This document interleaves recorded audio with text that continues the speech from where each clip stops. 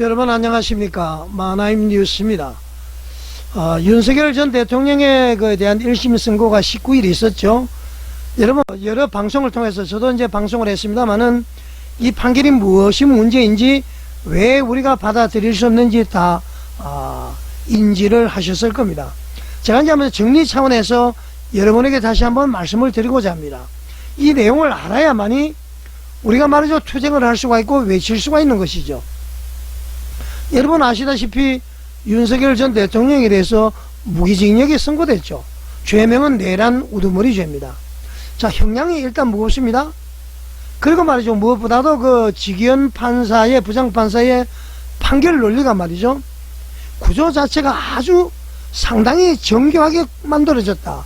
뭐 찰스 1세까지 동원을 해서 그러다 보니까 말이죠, 여러 나라를 예를 막 들었죠. 그래 듣다 보니까 많은 사람들이 그 논리에 빠져들어가서 윤석열 대통령이 잘못했구나, 이걸 어떻게 받아들여야 되지, 이렇게 아마 고민을 하신 분들이 많았을 겁니다. 저 역시 마찬가지였죠. 이 재판부의 설시라는 것은 이제 말을 하면서 보여주는 것이다, 설명하는 것을 이야기하는데요, 이 직위원 재판장의 설시는 아까도 얘기했습니다만은 논리적으로 참 잘 짜여져 있었습니다. 그러다 보니까 사람들이 말이죠 걱정을 많이 했죠. 자, 그 논리를 떠받치는 전제 조건이 여러분, 첫 번째 공수처의 수사권 문제였습니다. 그리고 두 번째는 내란죄의 핵심 요건이 뭐죠? 바로 폭동에 대한 판단이었는데요. 공수처의 수사권 문제, 그리고 내란죄 핵심 요건이 폭동에 대한 판단, 이건 말이죠, 지금 와서 이제 보니까 도저히 수용을 할 수가 없습니다. 고개를 끄덕이길 수가 없다. 직위원 재판장의 설시에 동의할 수가 없다, 그런 얘기입니다. 자, 일단 감정적인 것이 아니고요, 법리 그리고 법의 구조, 이걸 통해서 오늘 한번 제가 시원하게 말씀을 드리겠습니다. 자, 여러분, 재판부의 판결 어떻게 구성이 되어 있었습니까? 크게 네 가지로 구분이 되어 있었어요. 대통령도 수사 대상이 될 수 있다.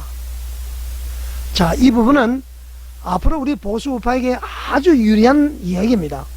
어떻게 보면 직위원 판사가 칼끝을 이재명에게 겨누었다고도 볼 수 있습니다. 자, 대통령도 수사 대상이 될 수 있다. 원래 볼수처 특권은 말이죠, 대통령에 대한 수사를 할 수 없다, 이렇게 알고 있었는데 엄격하게 해석을 하면은 공소 제기를 못한다, 그런 내용입니다. 법원의 재판의 회부를 못한다, 그런 얘기죠. 그러니까 기소의 문제이지 수사까지 막는 것은 아니다, 이렇게 이제 해석을 했습니다. 한 걸음 나아가면은, 그러면은 말이죠, 앞으로도 이재명도 수사할 수가 있죠. 그리고요, 공소 제기 상태 문제지 현재 재판에 회부된 이재명의 재판은 해도 된다, 그런 얘기입니다. 자, 일단 대통령도 수사할 수 있다는 거, 이 문제가 되고요. 두 번째는 검찰과 공수처에 모두 대통령에 대한 수사권이 있다.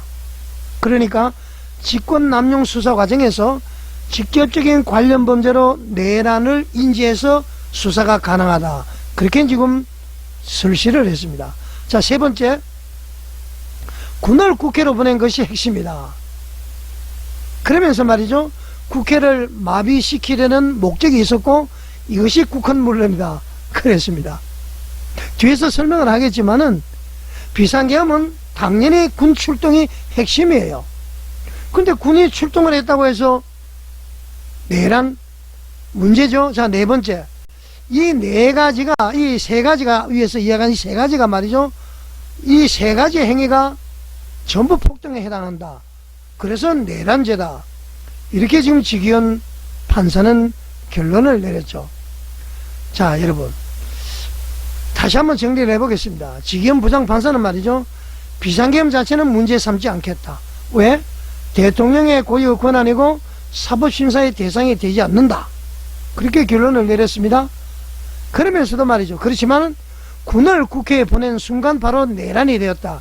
이게 형사 25부 직위원 부장판사 그 재판부의 논리의 뼈대입니다.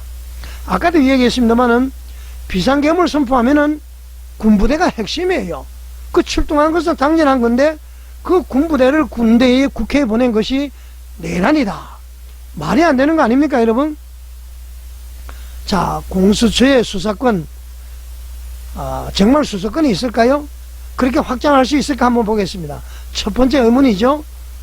공수처는 원래 수사 범위가 아주 엄격하게 제한된 기관입니다. 그런데 재판부는 이렇게 이야기를 했습니다.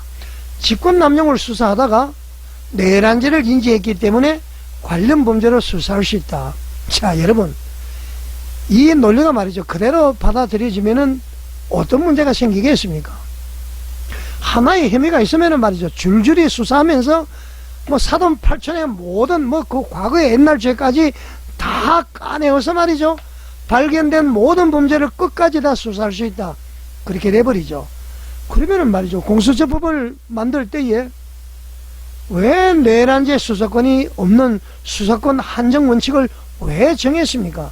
그러면은 수사권 한정 원칙 존재할 필요가 없습니다. 왜 기관별로 수사 범위를 나눕니까? 분명히 말이죠, 수사 범위를 나누었습니다. 그럼 그대로 지켜야 되는 것이죠. 그것이 바로 법과 원칙이라는 얘기입니다. 자, 공수처가 말이죠, 직권남용 혐의로 대통령도 소추에서는 기소만 해당이 되지 수사하는 것은 관계없다 해서, 만약에 수사를 직권남용 수사하다가 윤석열 대통령의 내란 혐의를 인지했으면은 어떻게 해야 됩니까? 바로 내란 수사권이 있는 기관으로 보내야 됩니다. 경찰로 보내야 되는 것이죠. 그런데 여러분, 끝까지 쥐고 갔습니다. 1차 경찰에서 수사한 것을 말이죠, 공수처에 가져와서 수사해서 검찰에 보내서 기소한 것이죠. 공소 제기한 것이죠. 자, 분명히 불법 아닙니까? 수사권이 없는데 이걸 말이죠, 직위원재판부는 합법화해 주었습니다. 가능하다, 그렇게 이야기했습니다. 자, 여러분, 이건 단순히 말이죠, 윤석열 전 대통령의 문제가 아니에요. 앞으로 누구든지 말이죠, 이런 방식으로 수사가 될 수 있다는 선례가 돼버리죠. 이러면 안 되는 것이죠. 자, 그 다음에 한번 또 봅니다. 내란죄 핵심이 폭동인데요, 가장 중요한 부분입니다. 내란죄는 아무 때나 적용되는 죄가 아니죠. 형법과 대법원의 판례가 아주 명확하게 말을 합니다. 어떻게 말하고 있죠? 폭동이 있어야 된다. 그리고 말이죠, 다수가 결합해서, 많은 사람이 결합해서 한 지역의 평온을 해할 정도의 실질적인 유영력을 행사해야 된다. 이게 이제 폭동의 기준입니다, 여러분.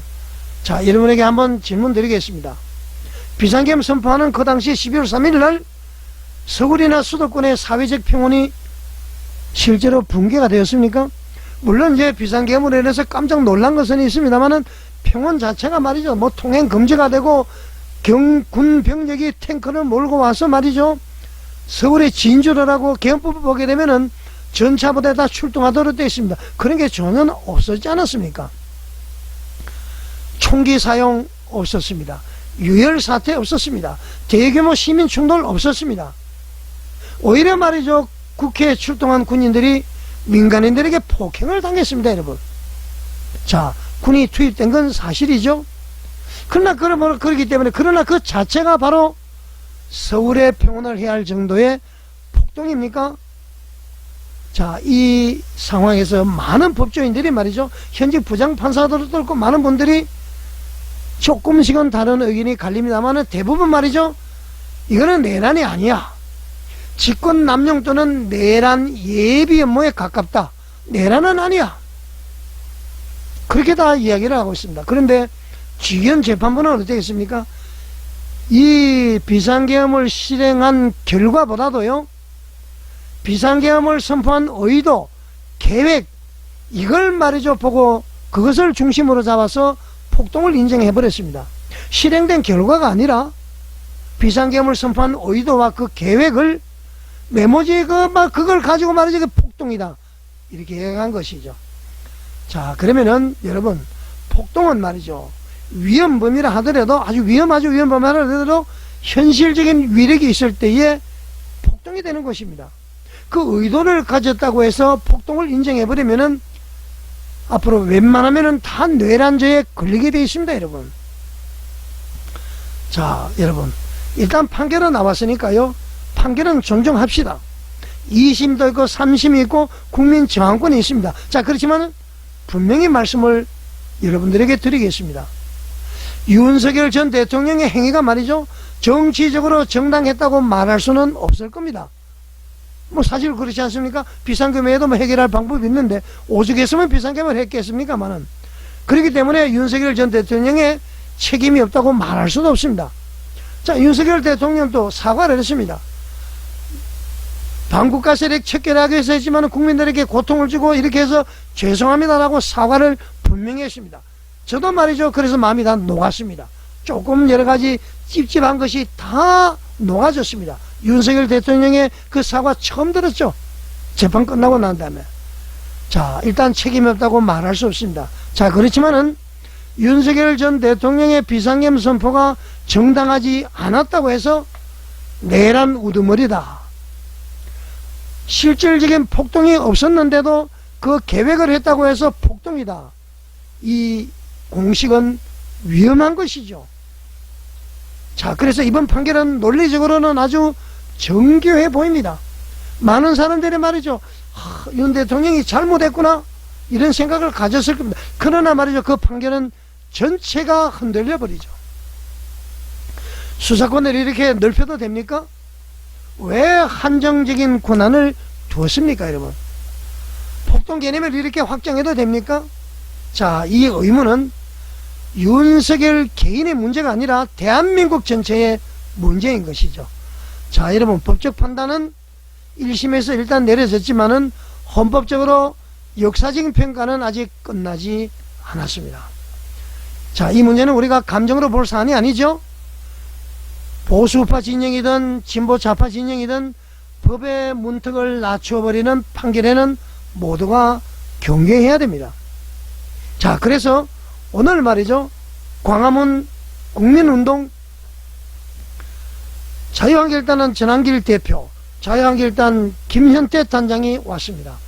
엄청난 인원이 몰려들었습니다. 한 48분 동안 전한길 대표가 연설을 했죠. 애국시민 여러분, 국민 여러분, 죄송했습니다. 제가 너무 늦게 왔습니다. 죄송하다는 얘기를 한 5번 이야기를 하더라고요. 그동안에 여러분들을 오해했습니다. 정광훈 목사님에 대해서도 오해를 했습니다. 이제 광화문 이렇게 광화문 뭐 세력 하지 말고 하나가 되자 그렇게 얘기를 했습니다. 자, 일단 이 판결을 보고 이재명은 밤잠을 못 잘 겁니다. 대통령도 수사할 수 있다. 그리고 공소 소추라는 것은 공소를 이야기한다. 그러니까 재판을 속개해야 되는 것이죠. 어떻게 보면은 무기징역을 선고하면서 그 칼끝을 이재명으로 겨누었기 때문에 조일의 대법원장은 적각 재판을 재개해야 됩니다. 그것이 법과 원칙과 양심에 따른 것입니다. 자, 이를 위해서 우리 이번 2월 28일 날 1000만 명 모이는 광화문 국민대회, 3월 1일 날 자유한국당에서 개최하는 집회, 3월 2일 날 자유한국당의 자유콘서트 많이 참석해서 말이죠, 마음껏 자유민주주의를 부르짖는 저와 여러분이 되기를 바라겠습니다. 자유민주주의, 자유시장경제, 한미동맹, 그리고 기독교 입국론으로 바탕으로 건설된 우리 자유 대한민국, 영속성을 가지는 우리 후손들에게 물려주는 그러한 자유 대한민국이 되기를 바라겠습니다. 여러분 시청해 주셔서 감사드립니다.